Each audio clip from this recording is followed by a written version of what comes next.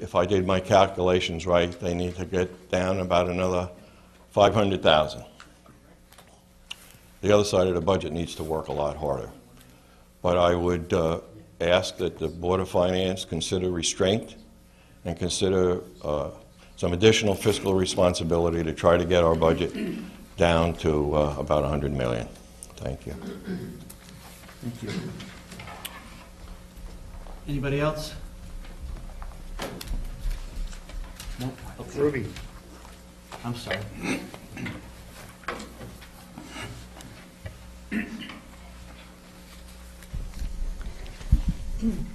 My training in public speaking says a microphone is only good about 6 inches away, so I hope I'm not too close.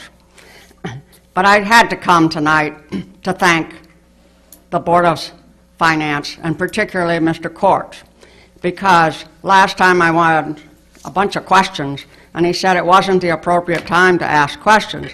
So he said, give me your questions, and I'll see that the appropriate people respond. And I believe now that all of you have received email, and Mr. Borst, I really want to thank, took the time to answer my questions. And that's really great, and I appreciate it very much. I wanted to make a couple of comments and start with a quotation from Abraham Lincoln. He said, with public sentiment, nothing can fail. Without it, nothing can succeed. So when we get to my special project called Fairfield Hills, public sentiment is very important. A few years ago, when they first began to think about buying the property and how they would, after we bought it, and how they would go about using those old buildings, the first proposal that they floated was that a contractor would have Bridgeport Hall leased to it, and the contractor would fix it as a town hall and then lease it back to the town. And I knew from previous experience that that would be a violation of the Davis-Bacon Act, which is a federal law requiring prevailing wages be paid. In Connecticut, once the Congress passed that law, then they passed their own prevailing wage law.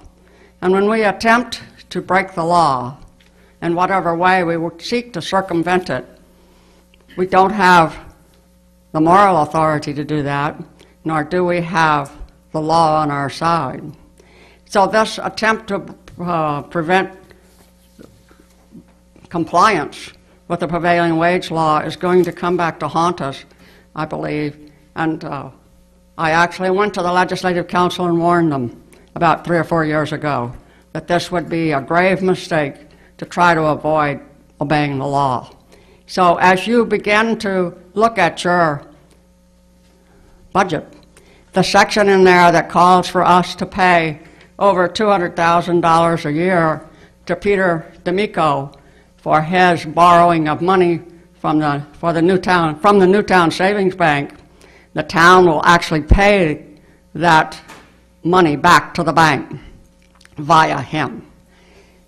This was, I think, a totally inappropriate financial arrangement, and I don't know if you were involved, but I think that our selectmen were led down a dangerous road because they were in a hurry. They were supposed to get that parking in by the fall before the Youth Academy opened, and it hadn't happened. So there were lots of mistakes made along the way, but as you look at your books and what you have to face, keep in mind that we have to obey the law and don't spend a lot of legal fees trying to avoid it. It won't get us anywhere. And I just wanted to call that to your attention and hope that as you go through the line items, I know Mr. Borst has inherited a tremendous number of problems. He's trying to grapple with them, and he needs all the help he can get from you, your financial wizardry, if you have it, to help him. I hope that you are able to work this out, and when you look at the second question, one of the other questions I raised, should we have outside managers to come in and manage Fairfield Hills? think it comes to something like $800,000. And I truly believe that the town can work with you and with others in the town to try to reduce the costs of management over there. And I'm not in any way saying that Mrs. DeMarco has not done a fine job. She's a very, when you hear her report, she's right on top of things. She certainly knows what she's doing, but to pay her $2,000 or $3,000 a month to do that for you is hard on people when you have to have the tax dollar pay for it. So let's try to get somebody inside this community, and I know Mr. Boris responded beautifully that they're considering this, and I hope you'll help him make decisions that will keep the taxes as reasonable as possible. And again, I thank you for all your effort. Thank you. Thank you. Anybody else? No? Okay. Moving right along, I know that there are a couple people that are on a schedule. One is Mr. Murtha, the library. So we'll try to get to them first. Paul, do you want to say something before that, or? Okay. Joe, I'm assuming you're going to give us an overview? Okay. Do you mind waiting for? Okay. Paul?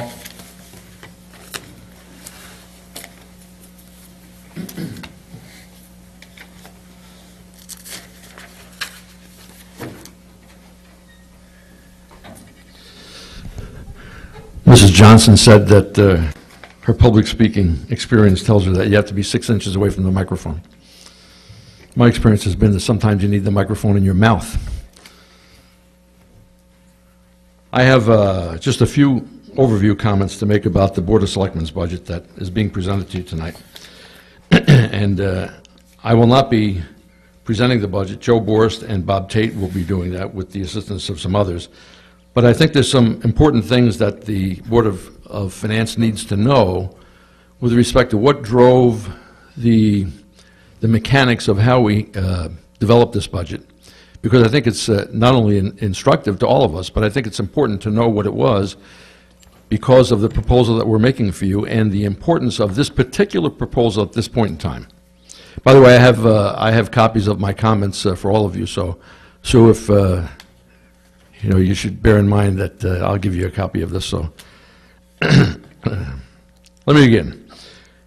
Mr. Chairman, members of the Board of Finance,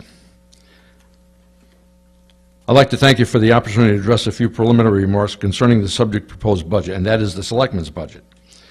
The detail in the formal presentation, as I've mentioned, will be handled by Joe Borst. I speak to you tonight as both, in combination, as both a member of the Board of Selectmen and also a private citizen. So my remarks will bridge both of those positions. There are very few things that I can say with absolute certainty, but I can assure you that not one member of the three-person Board of Selectmen took this budget lightly,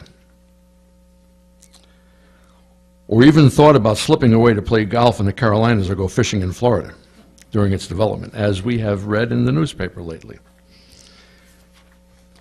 A number of very long months ago, I was becoming more concerned and alarmed at the continuing and deepening malaise that was evident across a very broad front of our local, national, and international economic systems and barometers.